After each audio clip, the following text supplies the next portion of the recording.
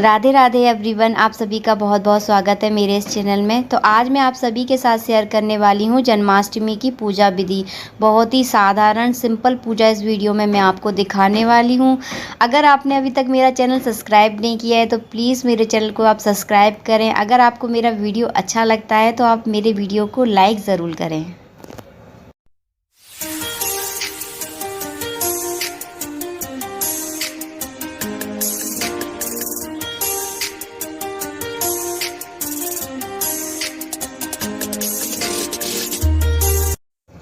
तो चलिए स्टार्ट करते हैं पूजा की तैयारी। जन्माष्टमी की जो पूजा होती है वो रात के 12 बजे की जाती है, लेकिन उससे जो पहले की प्रिपरेशन होती है, जो पहले की से तैयारी की जाती है, वो तैयारी मैं यहाँ पर कर रही हूँ। जैसे ही आपका सूरज ढल जाए तो रात में भगवान को 7 बजे के टाइम पर आपको भगवान को फल और फूल से ढक देना है। उन्हीं में से भगवान का जन्म किया जाता है, तो उन्हीं की तैयारी, उसी चीज़ की मैं यहाँ पर तैयारी कर रही हूँ। तो देखिए मैं नीचे यहाँ पर फूल बिछा दूँगी। फूलों से ना पूजा का माहौल बहुत ही ज़्यादा सुगंधित हो जाता है और बहुत ही बढ़िया लगती है। बहुत अच्छी खुशबू आती है फूलों में। तो सारी आप बैलून वगैरह कुछ भी लगा लीजिए, लेकिन जो फूलों की जो सुंदरता होती है ना, उसके आगे सारी चीज़ें फैल हो जाती हैं। बहुत अच्छी लगती है फूलों की सजावट। तो देखिए छोटे से मेरे बाल गोपाल हैं, इनको मैं इसी तरह फूलों में रख दूंगी और आसपास से मैं फल रख दूंगी। इस पूजा में क्या है, खीरे का बहुत ज़्यादा महत्व है। आप मतलब ये समझ लीजिए खीरे के बिना ये पूजा बिल्कुल अधूरी मानी जाती है। तो इसी तरह खीरे से और फल से आप चाहें अपने इच्छा अनुसार जितने भी फल फूल में इनको अच्छे से ढक देना है। इसी तरह से देखिए पूरी तरह से इन्हीं में से भगवान का जन्म किया जाता है, फल और फूलों में से। देखिए इस तरह से मैंने भगवान को ढक दिए हैं।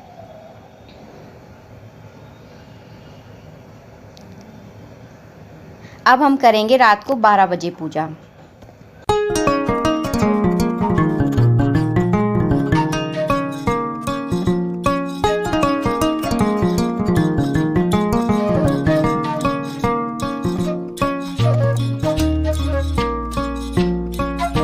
तो रात के 12 बजे आपको ये पूजा करनी है।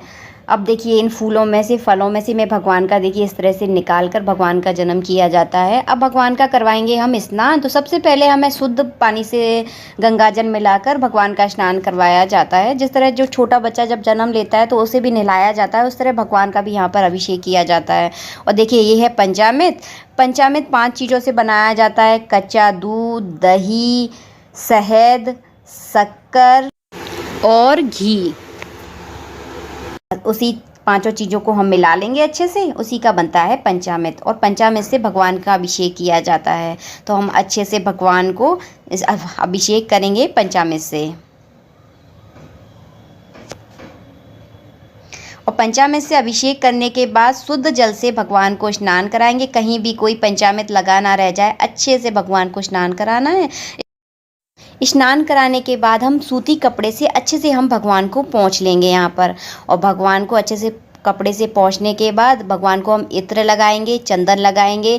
इत्र से ना भगवान में बहुत अच्छी खुशबू आने लगती है और पूजा का जो माहौल होता है ना, वो बहुत ज़्यादा सुगंधित हो जाता है। तो यहाँ पे मैं आपको दिखा नहीं पाई, वो क्लिप मेरी डिलीट हो गई है। भगवान को देखिए मैंने इत्र लगा लिया था यहाँ पर। तो अब करेंगे हम भगवान का श्रृंगार करेंगे। यहाँ पर भगवान का नई पोशाक जो हम भगवान जी के लिए लेकर आए हैं, वो पोशाक हम भगवान जी को यहाँ पर पहना रहे हैं। तो देखिए पोशाक पहना दी हमने। और पिंक ड्रेस में भगवान जी बहुत ही ज़्यादा सुंदर लग रहे हैं। देखिए कितने खूबसूरत लग रहे हैं। और बस अब पहनाएंगे हम इनको माला। इस दिन ना भगवान को नई चीज़ें पहनाई जाती हैं। नई माला हो गई, नए कपड़े, नया मुकुट, सारी चीज़ें नई पहनाई जाती हैं। आप अपनी श्रद्धा अनुसार ये सारी चीज़ें कर सकते हैं। आपकी जितनी श्रद्धा हो आप अपने हिसाब से कर सकते हैं। यहाँ देखिए मैंने भगवान को देखो बाल लगा दिए हैं। अब लगाऊंगी यहाँ पर भगवान को मुकुट। और भगवान को आप जब भी मुकुट लेकर आएँ, हमेशा मोर पंख वाला मुकुट जो है वो लाना चाहिए। भगवान को क्या मोर पंख अति प्रिय है, तो आप हमेशा मोर पंख वाले ही मुकुट भगवान जी के लिए लेकर आएँ। और देखिए ये पहना दिए मैंने भगवान जी को कंगन। और कितने क्यूट से लग रहे हैं और बिल्कुल मतलब मैच, उनकी ड्रेस के साथ एकदम मैचिंग हो रहे थे, तो बहुत प्यारे लग रहे थे। तो देखिए हमारे बाल गोपाल हो गए हैं तैयार, बहुत ही सुंदर लग रहे थे। कैमरे में ना वो सारी चीज़ें नहीं आ पाती जो रियलिटी में होती हैं। बहुत जब मैं इनको तैयार कर रही थी ना तो बिल्कुल ऐसा लग रहा था कि इनको गोदी में उठा लूँ। बहुत ही प्यारी लग रही थी ये पोशाक उन पर, बहुत ही ये समझ लो जम रही थी उन पर, बहुत अच्छी लग रही थी। और देखिए ये हो गए हमारे बाल गोपाल जी तैयार। अब इनको हम झूले में बिठा लेंगे।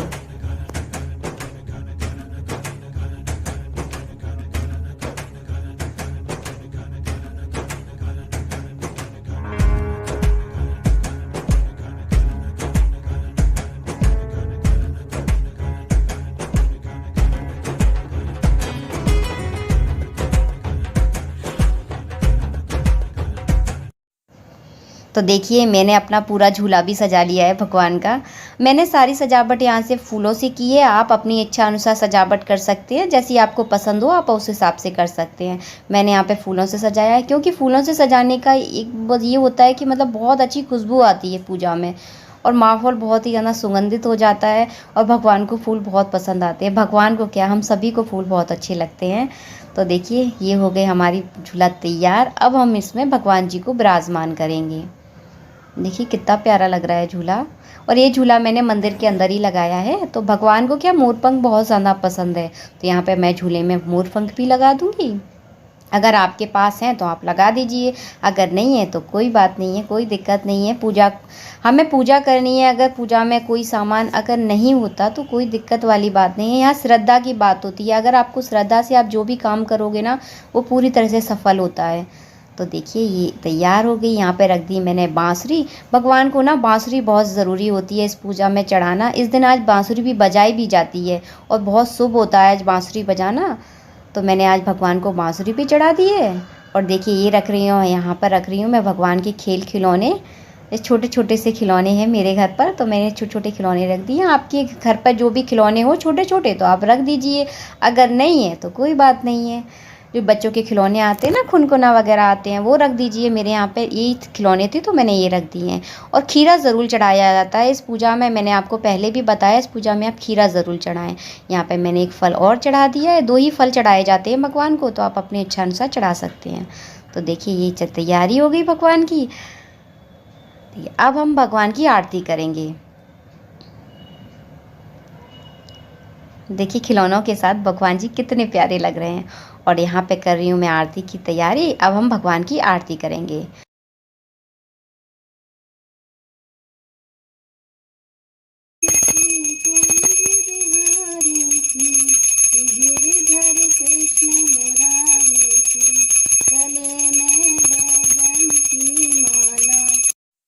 भगवान की आरती करने के बाद हम बांसुरी बजाएंगे।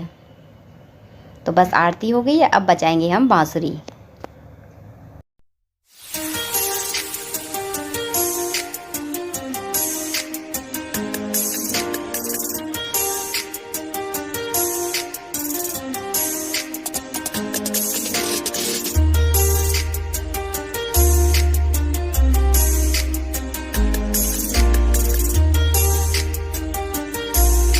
तो बस बांसुरी बजाने के बाद लगाएंगे हम भगवान का भोग। और भोग को आप ध्यान से देखिए कि भोग में हमें क्या क्या बनाना है। काफ़ी लोगों को भोग की बिल्कुल भी जानकारी नहीं है कि जन्माष्टमी के दिन क्या भोग बनाया जाता है। तो देखिए यहाँ पर मैंने क्या क्या बनाया। ये है माखन और मिश्री है, और ये है धनिया की पंजीरी। आटे की पंजीरी बिल्कुल भी नहीं बनाई जाती जन्माष्टमी पर, धनिया की पंजीरी बनाई जाती है। मेवा का पाग है, पंचामृत है और फल है। फल को मैंने अनार के जो दाने होते हैं वो निकाल के रखे हुए हैं। तो देखिए ये है, और बीच में रखी हुई है तुलसी। तुलसी सारे भोग में हम तुलसी डालेंगे, क्योंकि भगवान बिना तुलसी के भोग नहीं लगाते। ठाकुर जी को का जो भोग होता है उसमें तुलसी डाली जाती है जब भी भगवान जी भोग लगाते हैं। और भगवान जी पर तुलसी भी ज़रूर चढ़ाना चाहिए। तो यहाँ पर मैंने तुलसी भी चढ़ा दी है और देखिए भोग भी लगा दिया है। और इस तरह तो देखिए इसी तरह आपको भोग लगाना है। आप आपको ये चीज़ें कंपलसरी बनानी है। इसके अलावा आप जो भी आपकी इच्छा है आप उस हिसाब से अपना भगवान का जो भोग है वो बना सकते हैं। आपकी श्रद्धा के हिसाब से जितने भी आप पकवान बनाना चाहें आप बना सकते हैं। और फिर उसके बाद झुलाऊंगी मैं भगवान को झूला। भगवान को भोग लगाने के बाद झूला ज़रूर झुलाया जाता है। तो देखिए इस तरह आपको अगर गीत आते हैं भगवान के तो आप गीत गाते हुए भगवान को झूला झुलाएं तो और भी अच्छा लगता है। मतलब गीत गाते हुए भगवान को झूला झुलाओ तो बहुत अच्छा लगता है। आपको ये मेरा वीडियो कैसा लगा? आपको अगर ये मेरा वीडियो अच्छा लगा है तो आप प्लीज़ मेरे चैनल को आप सब्सक्राइब करें, वीडियो को लाइक ज़रूर करें। Thank you for watching. Radhe Radhe. मिलूँगी आप सबसे नेक्स्ट वीडियो में।